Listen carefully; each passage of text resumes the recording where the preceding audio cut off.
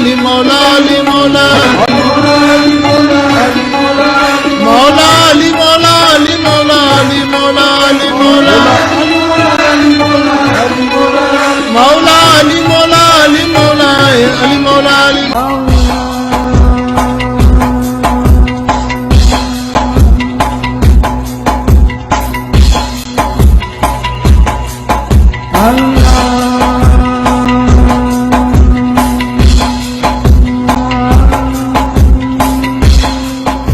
नमाज पढ़ी जाए तो हम भी प्रयास करें कि अपनी भागवत बंद करके 5 मिनट के लिए उनके लिए हम अल्लाह को प्रणाम करें। क्या जाता है, क्या फर्क पड़ता है। कौन कराया सबको कर प्रणाम, तुझको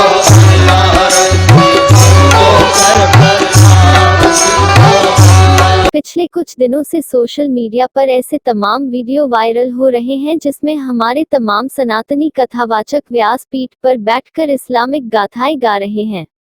ये सब कोई छोटे मोटे कथावाचक द्वारा नहीं किया जा रहा है, बल्कि उन कथावाचकों द्वारा किया जा रहा है जिनके अनुयायियों की संख्या लाखों ही नहीं करोड़ों में है तथा वह समाज के बीच सम्माननीय भी हैं।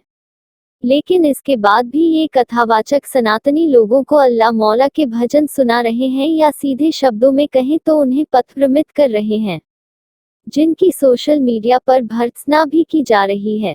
इसी विषय पर अपनी बेबाक राय रखते हुए संस्कार जागृति मिशन की अध्यक्ष डॉक्टर अर्चना प्रिय आर्य ने कहा कि आज हिंदू सोया हुआ है, जिसे पुनः जागने की जरूरत है। कितना अच्छा होता कि भगवान श्री राम व श्री कृष्ण के पावन तेज युक्त, सदाचार युक्त, ब्रह्मचर्य युक्त तथा ओजयुक्त जीवन चरित्र को लोगों के समक्ष रखते, जिससे हमारी आने वाली पीढ़ी प्रभावित हो उनके आदर्शों पर चलती।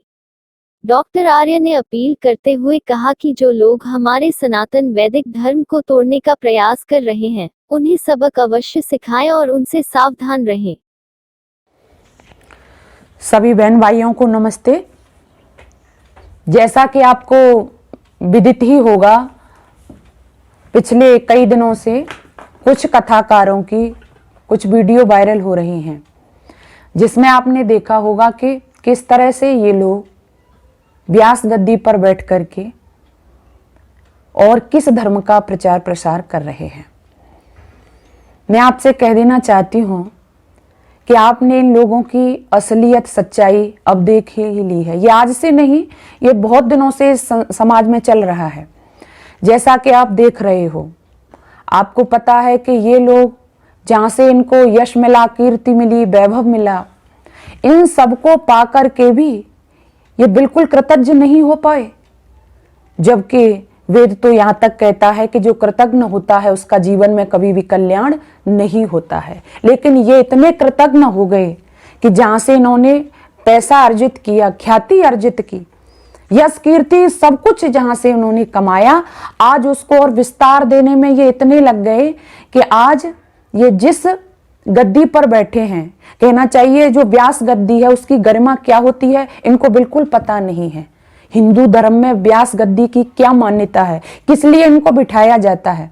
भागवत के लिए जब इनको बुलाया जाता है तो वहां पर कितना ही अच्छा होता कि समाज के सामने, ये हिंदुओं के सामने भगवान श्री कृष्ण के असली रूप को रखते, भगवान श्री कृष्ण के शौर्य युक्त, उस तेज युक्त, उस मर्यादा युक्त चरित्र को समाज के सामने रखते, जिस चरित्र के साथ भगवान श्री कृष्ण ने दुष्टों के संहार के लिए सुदर्शन चक्र को धारण किया था। आज उन महापुरुषों के साथ लांछन तो इन्होंने लगाए ही, साथ ही साथ राम कथा में इनको बिठाया गया व्यास गद्दी पर कि ये राम चरित्र का वर्णन करें, राम के उस ओज और शौर्य को जनता के समक्ष बताएं कि जब दुष्टों से ये प्रजा, अच्छे लोग परेशान हो गए, दुष्टों ने अपना प्रभाव जमाना शुरू कर दिया, तो उस समय राम ने धनुष उठा करके ये प्रतिज्ञा की थी कि जिस समय क्षत्रिय धनुष को धारण करता है, अपने धनुष की टंकार को चढ़ाता है, उस समय किसी भी दीनहीन की पुकार, उसका दुख समाज में सुनाई नहीं देता है। ऐसा शौर्य, ऐसा चरित्र इनको समाज के सामने रखना चाहिए था। लेकिन आज इन्होंने क्या किया, जिस व्यास गद्दी पर इनको बिठाया गया था धर्म के प्रचार के लिए, संस्कृति के प्रचार के लिए, अपने पास्य देव के गीत गाने के लिए, आज ये उस व्यास गद्दी पर बैठ करके इनके मन में जो आ रहा है सो गा रहे हैं।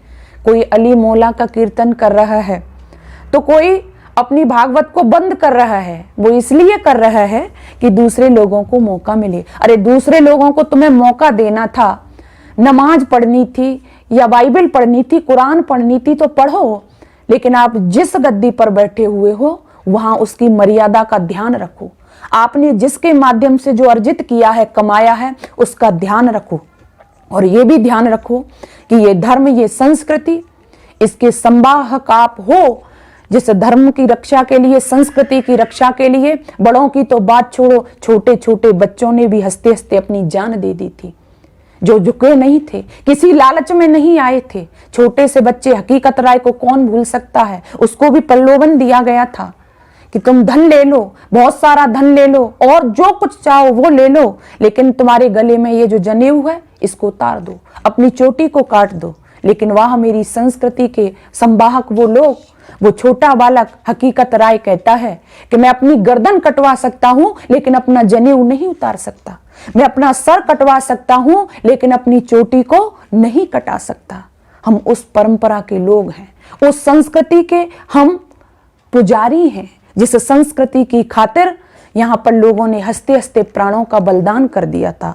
उस संस्कृति के लिए, उस धर्म के लिए लोग झुके नहीं थे, किसी लालच में नहीं आए थे। आज आप चंद पैसों के लालच में, केवल आप पूरे, कहना चाहिए कि संपूर्ण जो हमारे इस देश में जो मत महजब हैं, उन सब के शिरोमणि बनने की खातिर कि आपकी कथा में मुस्लिम भी आए, सिख भी आए, ईसाई भी आए, इस चक्कर में आप चंद पैसे लेकर के अपने धर्म के साथ में, अपनी संस्कृति के साथ में खिलवाड़ कर रहे हो। और तब मुझे वेदना के साथ वो लाइनें याद आती हैं कि ये वो समय, किसी कवि ने लिखा था कि हमें अपनों ने मारा, गैरों में कहाँ दम था, हमें अपनों ने मारा, गैरों में कहाँ दम था, मेरी नाव वहां डूबी जहां पानी बहुत कम था। यहाँ पर इस देश की संस्कृति बहुत महान रही है, इस देश का चरित्र बहुत महान रहा है, लेकिन जब जब इस देश के साथ में, संस्कृति के साथ में, धर्म के साथ में किसी ने गद्दारी की है तो वो अपनों ने ही की है। आप इतिहास उठा करके पढ़ लीजिए। आज वही गद्दारी फिर से अपने धर्म के नाम पर, संस्कृति के नाम पर ये लोग कर रहे हैं। ये कुछ तथाकथित, जैसा कि आपने देखा होगा, ये कथाकार हैं, बस इनको क्योंकि अब अच्छी शोहरत इनको मिल गई है, अच्छा वैभव इनके पास में है, तो इनको लगता है कि हम जो कहेंगे, हम जैसा बोलेंगे, क्योंकि हिंदू जो सोया हुआ है, ये केवल इसको शांति के गीत सुनना ही पसंद है। शांति शांति शांति, मैं कहना चाहती हूँ कितनी शांति प्राप्त करोगे आप, ये भी ध्यान रखना। शांति मेरे भाइयों क्रांति के बाद में ही मिला करती है। आज जागने का वक्त है।